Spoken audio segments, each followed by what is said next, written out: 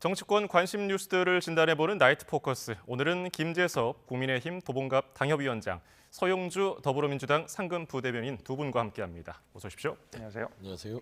예. 취재진 질문에 거침없이 의견을 밝혔던 한동훈 법무부 장관이 조금 달라진 모습으로 눈길을 끌었습니다. 하루 사이에 어떻게 달라졌는지 직접 들어보시겠습니다.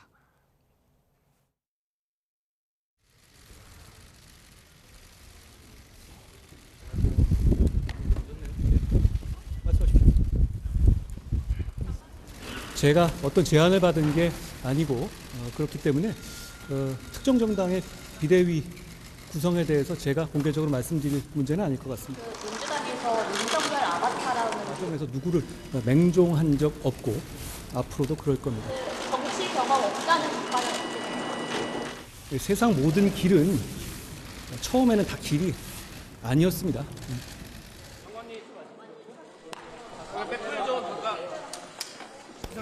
마음이 좀 독해져가지고 처음에는 막 부담되어 얘기해줬는데 이제는 안 그럴 수 있을 것 같아요. 예, 어제와는 사뭇 달라진 모습을 보였는데요. 오늘 기자들이 질문을 하니까 마음이 독해졌다.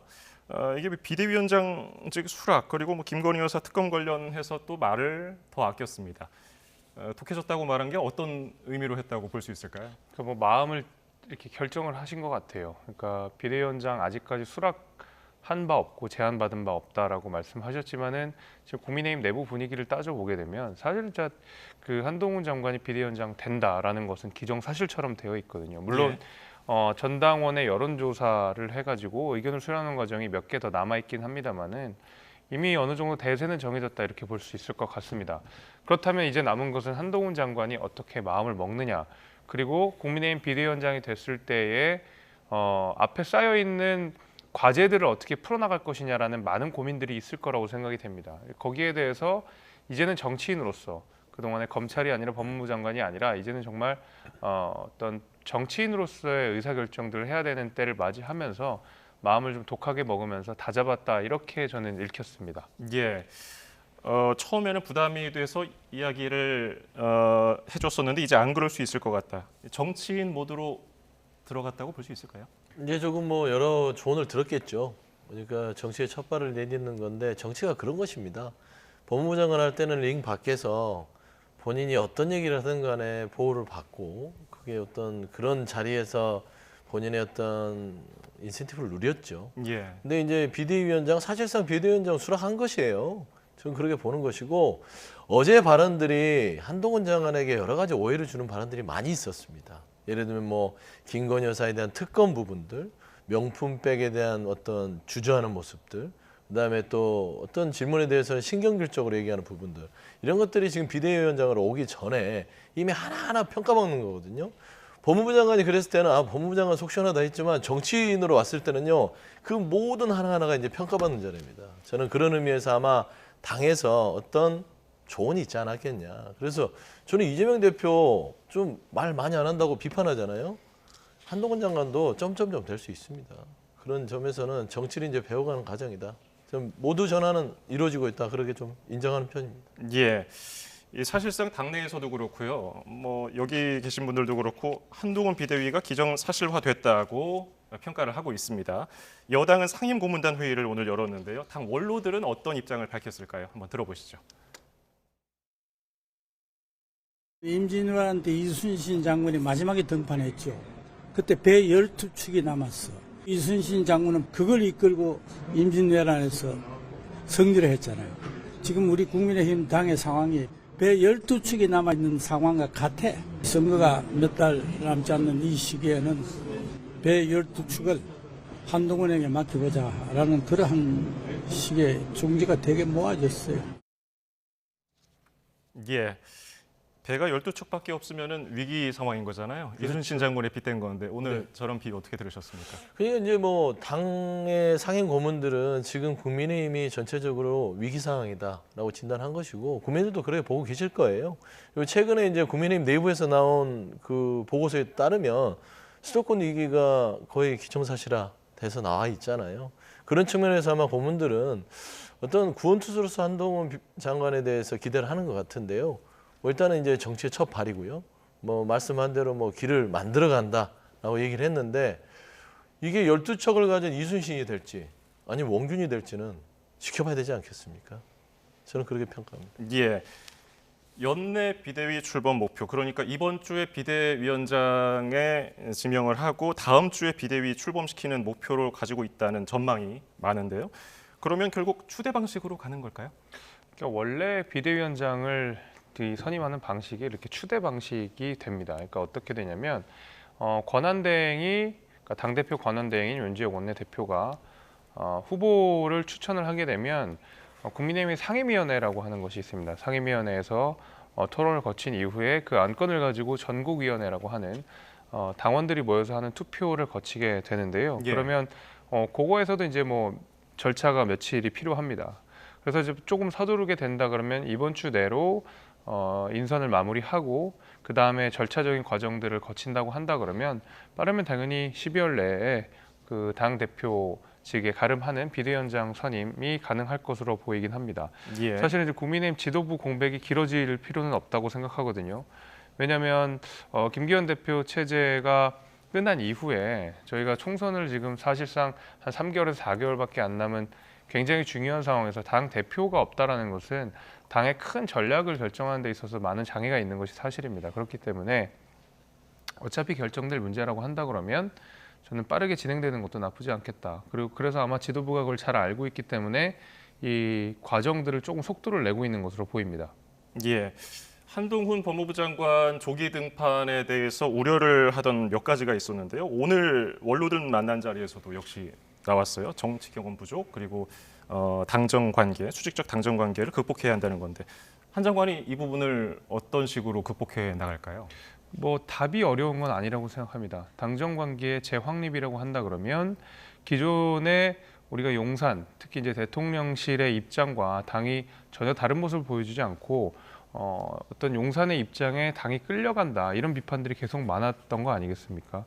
김기현 대표가 당 대표로 가는 과정 중에서도 용산에 입김이 있었던 것이 아니냐 이런 이야기들이 계속 있었기 때문에 그런 부분에 있어서 당정 관계의 재확립이 한동훈 장관에게 떨어진 가장 큰 숙제라고 저는 생각이 됩니다. 예.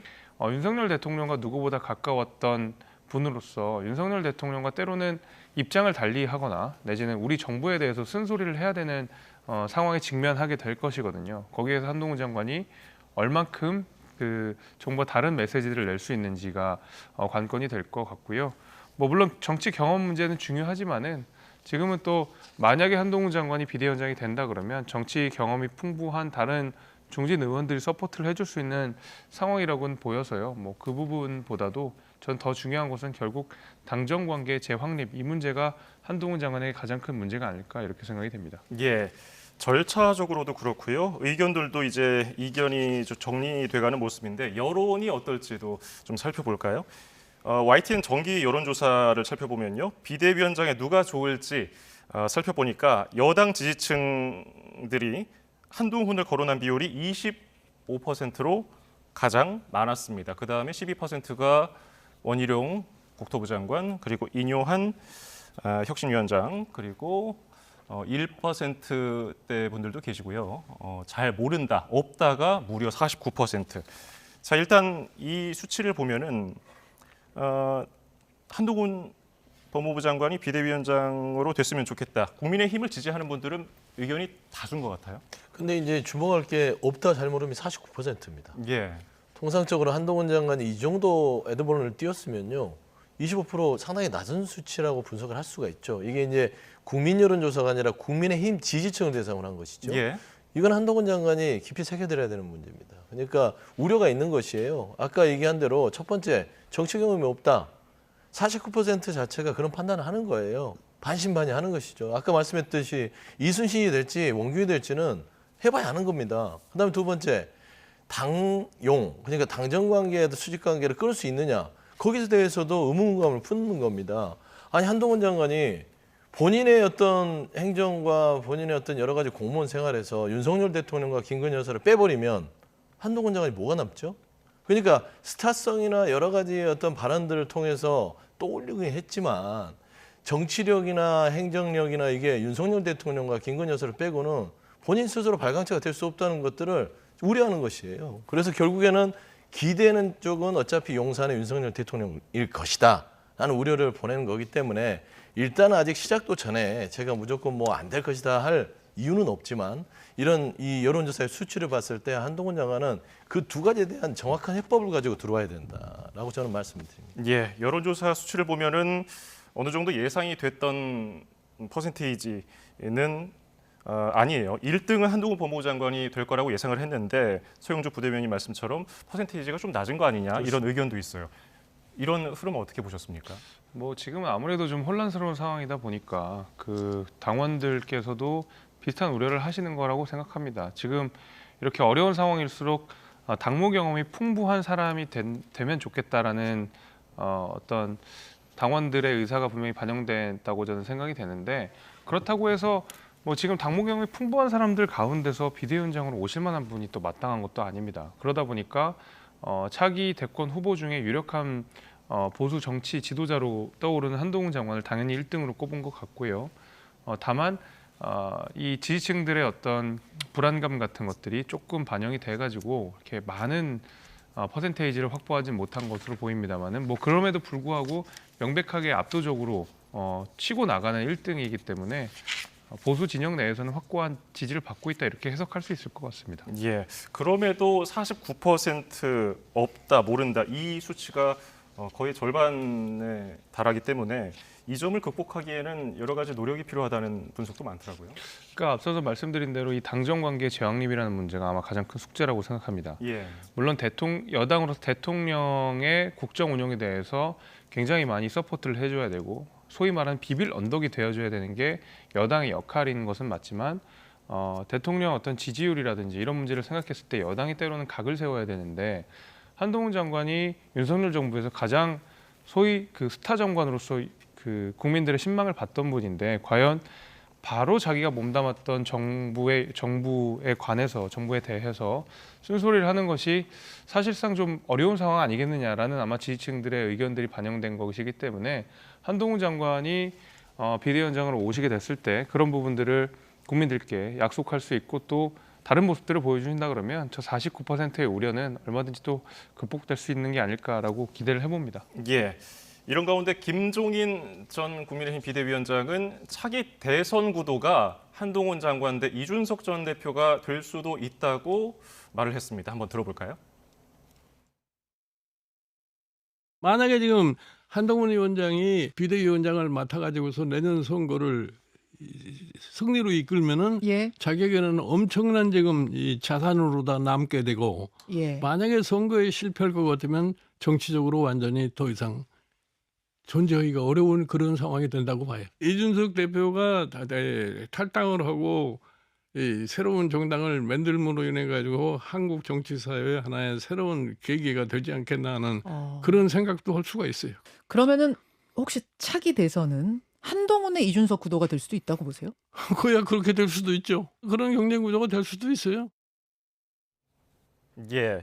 아직 비대위원회 출범도 안 했는데 대선 얘기가 나왔습니다. 한 장관과 이 전 대표 구도 가능성이 어느 정도 있다고 보세요? 네, 저도 이제 저런 예측을 좀 하는 편입니다. 예. 그러니까 이준석 전 대표와 한동훈 장관 같은 경우 드디어 이제 한동훈 장관이 정치권으로 들어오는 것이죠. 근데 들어오는 게 굉장히 무거운 자리로 들어옵니다. 비대위원장입니다. 집권여당의 비대위원장 자리는 당대표라는 소리예요.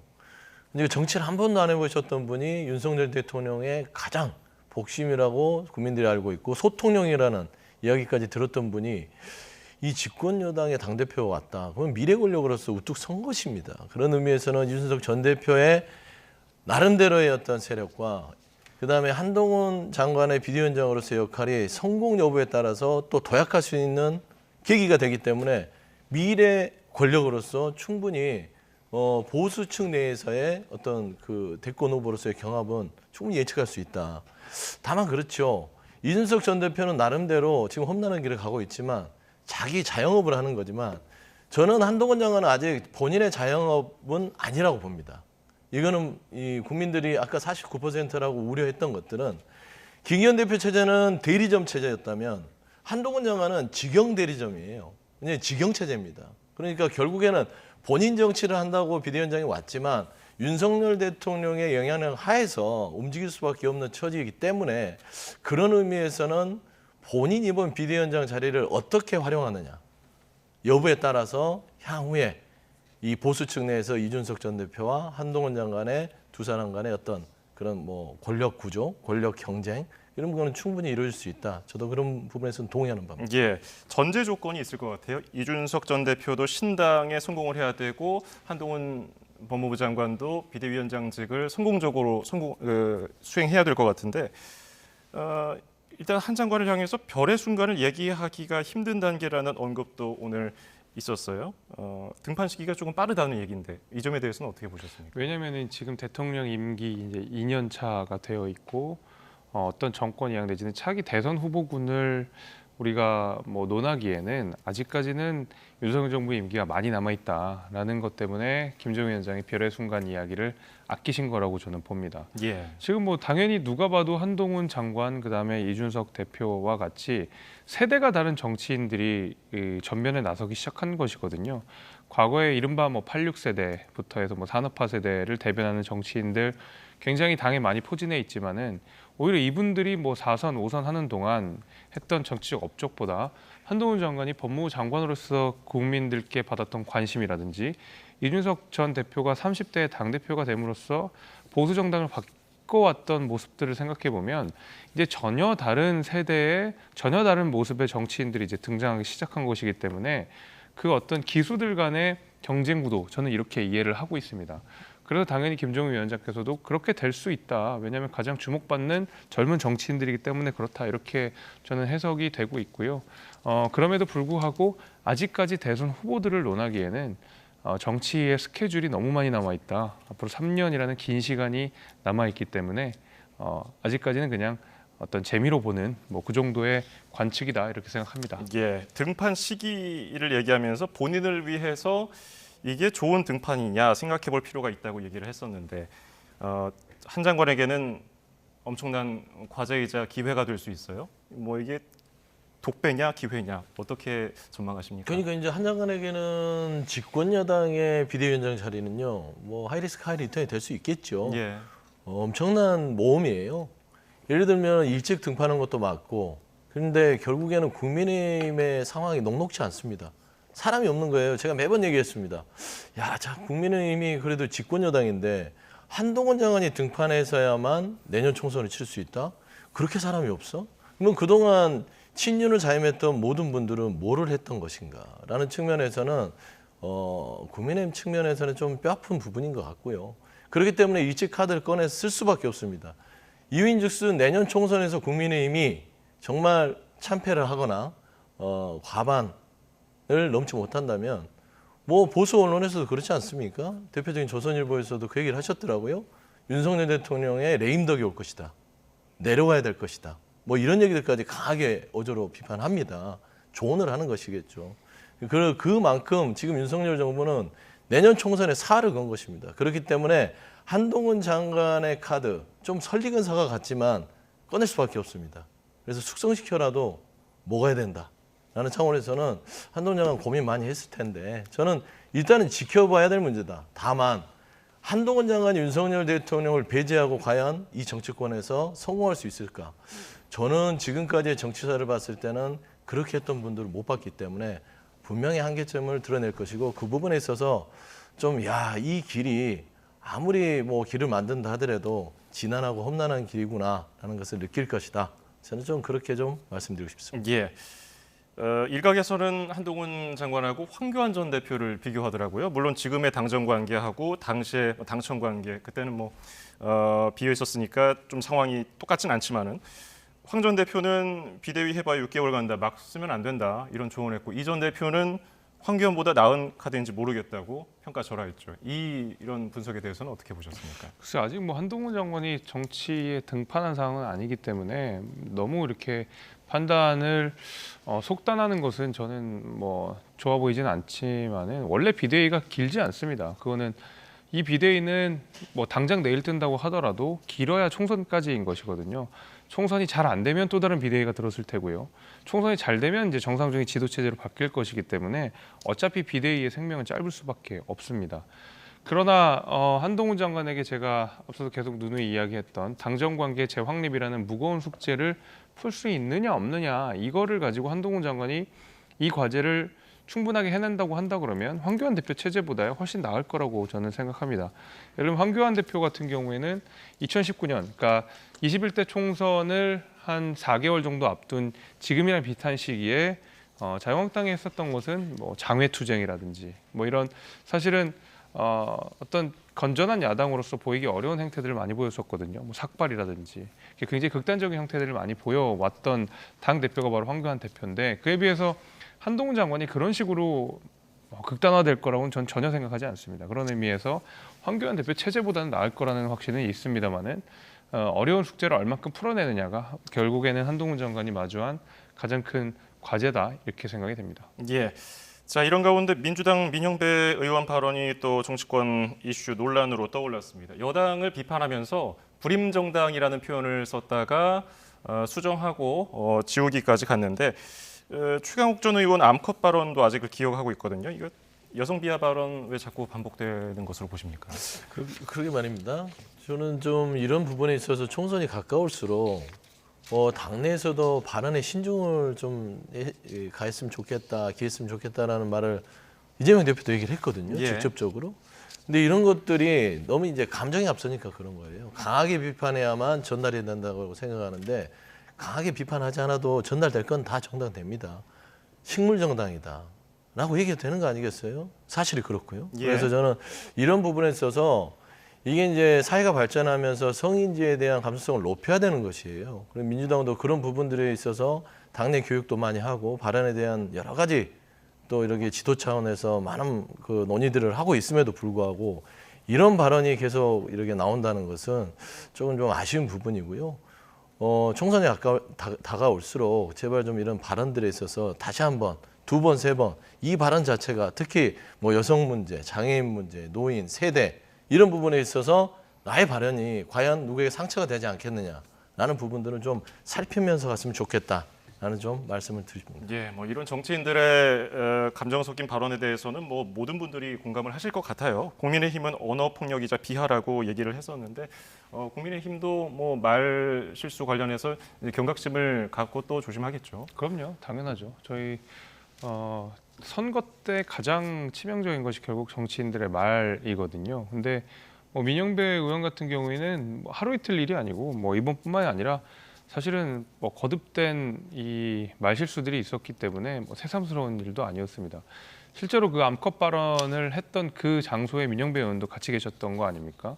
그때 암컷 발언을 최강욱 전 의원이 하자 민영배 의원이 옆에서 같이 거두면서 웃었던 장면이 아직도 선한데 거기에 대해서는 전혀 뭐 말하자면 인지를 못하는 거라고 생각합니다. 그것이 뭐 평상시에 언어 습관인지는 제가 잘은 모르겠습니다만은 아마 그 뭐 페미니즘 정당 이런 식으로 민주당을 포장했던 민주당의 모습이 굉장히 뭐 부끄럽지 않을까 이렇게 뭐 민주당 당원들도 그렇게 생각할 것 같습니다. 예.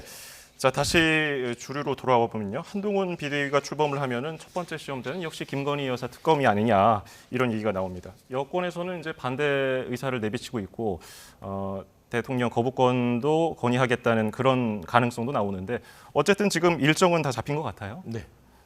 뭐 일정은 28일 날 반드시 처리하겠다라는 것들은 뭐 오래전부터 얘기를 했고요. 예. 홍영표 원내대표도 뭐 한 두세 달 전부터 얘기를 했던 겁니다. 이런 절차에 따라서 하는 것이고 특검을 추진하는 이유는 정치적 이유가 아니라 결국엔 김건희 여사가 도이치모터 주가 조작 사건에 있어서 재판 과정에서 관련성이 있음이 드러났고요. 권오수 회장뿐만 아니라 그 주변 사람들은 다 검찰이 기소를 했음에도 불구하고 김건희 여사만 유독 기소도 아니고 불기소도 아니고 판단을 내리지 않습니다. 그게 11개월째 됐습니다. 그런데 검찰이 수사를 안 하는 거잖아요. 특검이 발동될 때는요. 결국에는 검찰이 뭔가 정확하게 이 수사를 해야 됨에도 불구하고 하지 않을 때 특별검사를 임명해서 수사를 하게 됩니다. 특히 김건희 여사는 대통령의 배우자고요. 대한민국이 가장 살아있는 권력 중에 핵심에 있는 정점에 있는 분이기 때문에 과연 검찰이 이걸 눈치 보고 하지 못하는 거 아닌가라는 차원에서 국민들은 의혹의 눈길을 보내고 있고요. 심지어 이 주가 조작 사건은요. 이게 서민들을 울리는 아주 안 좋은 범죄입니다. 정말 개미들 하루에 2만 원, 3만 원, 10만 원, 20만 원 이거 가지고 지금 울고 웃고 하는 그런 상황인데 주가 조작에 개입한 분이 대통령의 배우자다라는 차원을 왜 검찰이 수사하지 않죠? 그렇기 때문에 이거를 국회 차원에서 국민들의 요구의 사항을 반영해서 발의를 하는 것이고 28일 날 일단 이거는 반드시 처리하겠다는 것인데 한동훈 장관이 이게 가장 큰 숙제가 되는 이유는 아까 당정관계 수직을 어떻게 풀 것인가. 이게 첫 인상이거든요. 예. 그러니까 첫 인상이 이거를 어떻게 푸느냐인데 제가 봐서는 저번 어제 발언에서는 이 부분을 법과 원칙에 따라서 예의 없이 하겠다고 해놓고선 단서를 달았죠. 악법이다.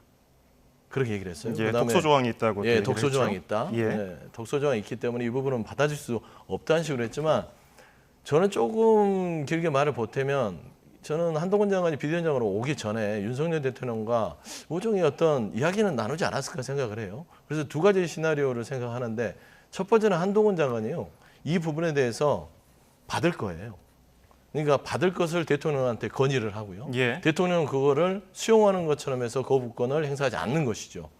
그렇게 되면은 대통령이 거부권 행사하지 않고 받아들였다는 전제 조건 하에 독소 조항을 조정하자라고 하면서 특검 자체를 무력화시킬 그런 시나리오 하나가 있고요. 두 번째는 솔직히 한동훈 장관께서 일단은 이 거부권을 행사하기 전에 일단 이 민주당의 이 특검에 대해서 규정을 할 겁니다. 처음 어제 얘기했던 것처럼요. 이거는 독소 조항이 있고 이렇고 이렇게 해서 안 됩니다. 그래서 받아들일 수 없다. 이걸 해서 선거 4월 이후로 합시다 하면서 대통령에게 거부권의 명분을 만들어주는 그런 시나리오를 생각할 수 있기 때문에 저는 그 두 시나리오 다 어차피 당정 관계에 있어서의 수직 어떤 그런 상황들을 벗어나는 시나리오는 아니다. 그런 측면에서는 그래서 한계가 있다고 제가 말씀드립니다. 예. 여권 내부에서는 총선 이후에 특검을 해야 된다. 아까 얘기 나온 것처럼 독소 조항들, 수사 내용을 거의 뭐 생중계할 수 있다. 그리고 특검 추천권은 야권에 있다. 총선을 앞둔 어떤 특정 시점이라서 의도가 있다. 이래서 독소 조항이 있다. 이렇게 얘기를 하고 있거든요. 이런 것들을 좀 빼면은 협상 여지가 있다고 보는 건가요?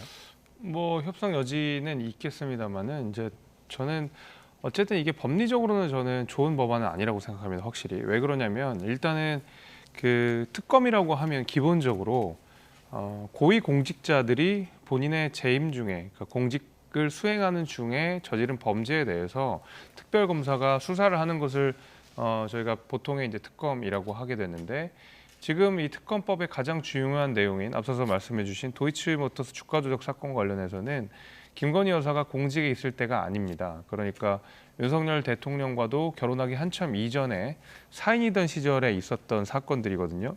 근데 사인이던 시절에 있었던 사건을 이제 와서 새삼스레 특검을 한다는 것은 사실은 좀 어거지의 성격이 강합니다. 법리적으로 따지면 그렇습니다.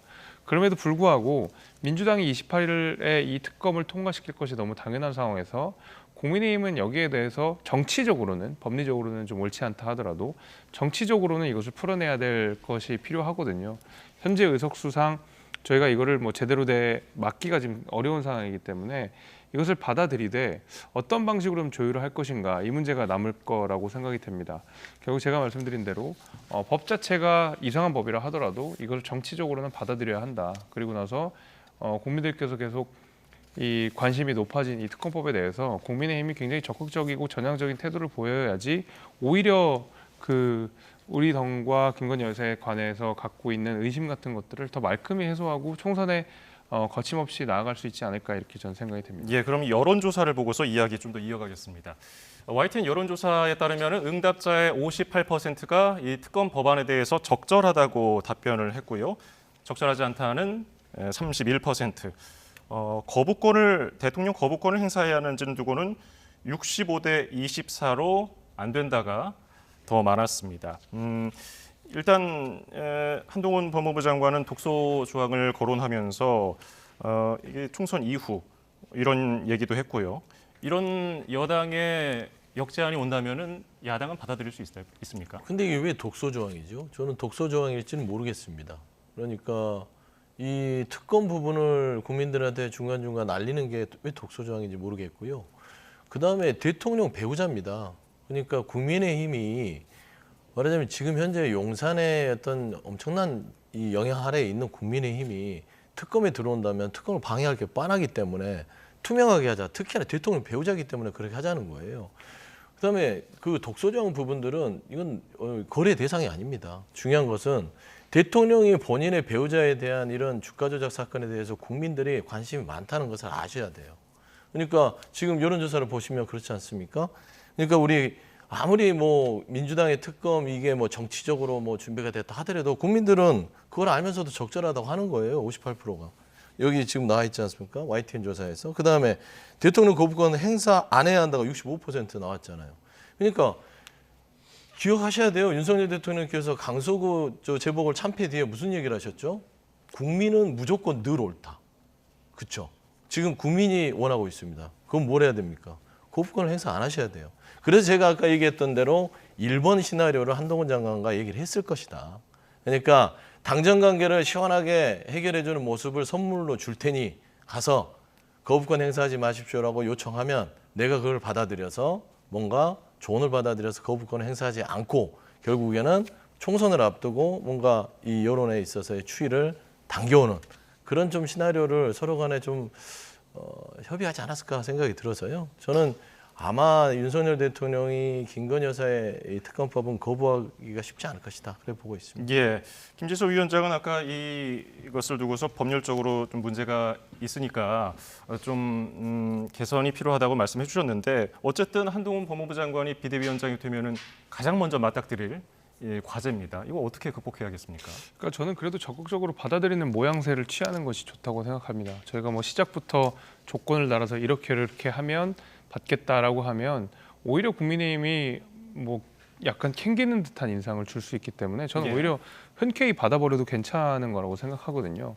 이 도이치모터스 사건을 처음 이제 문제 제기를 했던 것은 당시에 최강욱 의원입니다. 그러니까 대통령 당시 이제 청와대였었는데 공직기관 비서관으로 있었던 최강욱 의원이 제가 당시 정확한 직책은 기억이 안 납니다만 아마 제가 알기로는 공직기관 비서관이었던 걸로 기억을 합니다. 그래서 그 당시에 고발로서 수사가 착수돼가지고 문재인 정부 임기 내내 고강도의 수사가 이루어졌던 것이 사실이기 때문에 저는 오히려 그 부분을 우리가 내세워서 어차피 특검이 돼도 뭐 김건희 여사가 이에 대해서 정말 한 점의 의혹이 없다 그러면 특검을 해도 마찬가지일 거라고 저는 생각이 되거든요. 그런 의미에서 국민의힘이 이거를 두려워할 필요는 없다. 오히려 적극적으로 받아내고 민주당의 무도한 그 특검 발의에 대해서 저희가 대치 공격을 할 수 있는 좋은 기회라고 생각합니다. 과거 이상민 장관에 대한 탄핵소추안을 의결했을 때에 통과됐을 때에 민주당이 굉장히 무리해서 추진을 했었거든요. 결국에는 우리 헌법재판소에서 전원 기각으로 이상민 장관 다시 업무에 복귀한 사례가 있지 않습니까? 이렇게 무리하게 힘을 써서 약간 되지도 않는 정치적 행위들을 했을 때 그 역풍은 고스란히 민주당이 받게 되어 있습니다. 저는 김건희 특검법 관련해서 비슷하게 있을 거라고 보고요. 그런 의미에서라도 국민의힘이 여기에 대해서는 두려워할 필요가 전혀 없다 이렇게 생각이 됩니다. 예. 자, 28일에 이제 민주당이 본회의 처리를 공언했기 때문에 이 점은 좀 지켜보도록 하고요. 자, 그리고 대표직을 일주일 전에 사퇴했던 김기현 전 대표가 울산 남구을 당원들에게 문자를 보냈습니다. 울산을 위한 일에 더욱 전념하겠다고 했는데요. 이게 사실상 출마를 시사했다는 해석이 많더라고요. 어떻게 보셨습니까? 당 대표직을 사퇴하실 때에도 당시에 뭐 언론 보도를 통하면 당 대표직은 유지하되 울산에 출마를 안 하는 것으로 처음에 이야기가 됐다가 나중에 오히려 당 대표직을 사퇴해서 울산의 자리를 지키는 것이 아니냐 이것 때문에 대통령실과의 갈등이 좀 있었다 이런 언론 보도들을 좀 본 바가 있거든요.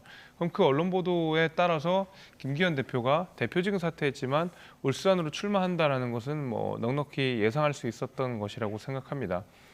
김기현 대표의 정치적 여정에 있어서 본인이 당대표직을 사퇴하는 과정이 사실은 석연치 않았고 본인의 어떤 정치적 마침표라는 면에서도 그렇게 좋아 보이진 않았을 거라고 저는 생각합니다. 아마 그런 미련이라든지 아니면 그런 어떤 위기 전환이라든지 아니면 뭐 여러 가지 의미로 해석할 수 있겠습니다만 거기에 대해서 아마 김기현 대표도 내년 총선에 출마를 해서 어떤 뭐 본인의 스스로에 대한 서력을 하려고 하지 않을까라고 저는 생각이 듭니다. 예, 1년의 불출마 사퇴에 대해서 민주당에서는 이것조차도 뭐 호평을 하지 않았던 해석도 있었잖아요. 네. 장제원 의원의 불출마 선언과 이 김기현 전 대표의 선언 시사 어떻게 좀 비교가 됩니까? 그러니까 장제원 의원의 불출마 쉽지 않죠. 부산에서 그런 세를 가지고 있는 거를 자랑 삼아서 근육 자랑 하셨잖아요.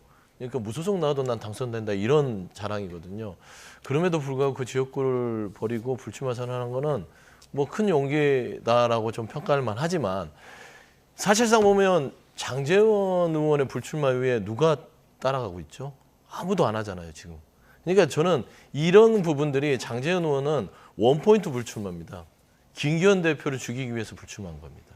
그러니까 김기현 대표가 장제원 의원의 불출마로 인해서 본인이 장고에 들어갔고요. 본인의 거취를 당대표 사퇴로 잡고 대신 퇴직금으로 본인의 지역구를 챙긴 거예요. 원래는 윤여한 위원장이 원했던 것은 본인의 지역구를 버리고 희생하고 수도권으로 나오셔서 전체의 영남족의 이제 친윤 그룹들에서 희생하는 모습을 보여달라고 했는데 그걸 거부하고 결국에는 버티다가 결국에는 대표직을 사퇴하고 뭐 쫓겨나다시피 나가셨죠. 그렇지만 이제 그럼에도 불구하고 울산 남구를 본인의 지역구는 꼭 지고 나왔어요. 그러니까 이런 아픔을 딛고 왔는데 이걸 불출마하면 되겠습니까? 출마하셔야죠. 그래서 저는 본인의 개인적인 정치의 길을 선택하셨다라고 좀 평가하고 싶습니다. 예.